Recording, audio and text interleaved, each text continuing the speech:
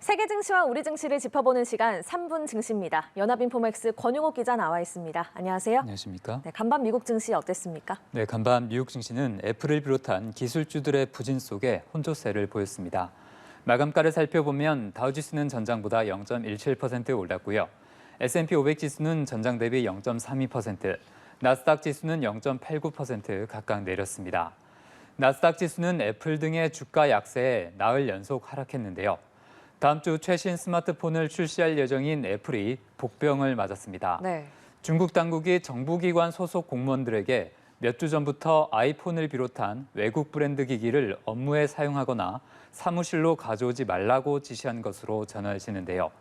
또한 해당 조치를 공공기관이나 국영기업으로 확대하려는 조짐도 있는 것으로 알려졌습니다. 애플 입장에서는 중국이 전체 매출의 20% 정도를 차지하는 시장인데요. 이런 시장을 잃을 수 있다는 위기감에 애플 주가가 3% 정도 빠졌습니다. 하루 전에도 애플은 4% 가까이 내렸는데요.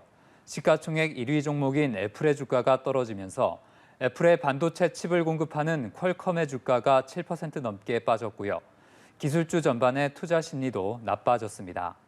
엔비디아가 2% 정도 내렸고 테슬라 주가도 약보합권에 머물렀습니다. 네, 미중 간 기술 전쟁 여파로도 볼 수 있을 것 같은데 또 간밤에는 미국 긴축 우려도 여전했다고요? 네, 그렇습니다. 미국 노동시장의 과열 현상이 쉽게 식지 않고 냉각 속도가 생각보다 빠르지 않을 수 있다는 신호가 나왔는데요. 노동시장 과열이 빨리 식지 않는다면 연방준비제도가 추가 금리 인상의 빌미로 삼을 수 있습니다. 미국 노동부에 따르면 지난 한 주간 신규 실업보험 청구자 수는 21만 6천 명으로 지난 2월 이후 가장 적은 수준이었는데요. 시장 전망치도 밑돌았습니다. 이렇게 실업보험 청구 수가 줄어든 것은 노동시장이 여전히 과열되어 있다는 뜻으로 볼 수 있습니다. 노동시장이 여전히 뜨거운 상황에서 유가마저 오르면서 연준의 추가 금리 인상 가능성이 계속 얘기되고 있는데요. 앞으로 나오는 지표 내용에 따라 연준의 추가 금리 인상 가능성이 계속 커진다면 금리 인상 종료를 기대해왔던 주식시장의 실망도 커질 수 있겠습니다. 네, 개별 종목별로는 움직임 어땠습니까? 네, 미국의 한 인공지능 소프트웨어 업체 주가가 크게 내렸는데요. C3AI라는 회사의 주가는 자체적인 실적 전망치에 대한 실망감으로 12% 넘게 빠졌습니다.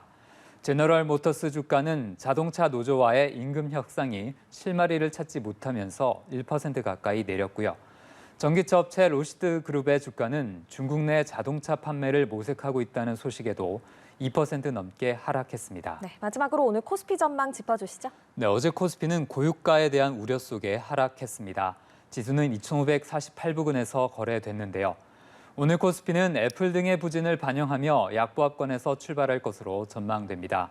간밤 유가 상승세는 다소 진정됐지만 미국 기술주 부진은 계속해서 국내 증시에도 부담이 될 것으로 보이는데요. 연준의 추가 긴축 우려가 여전한 점도 시장의 경계 요인이 될 것으로 예상됩니다. 네, 알겠습니다. 3분 증시 권용욱 기자와 함께했습니다. 고맙습니다.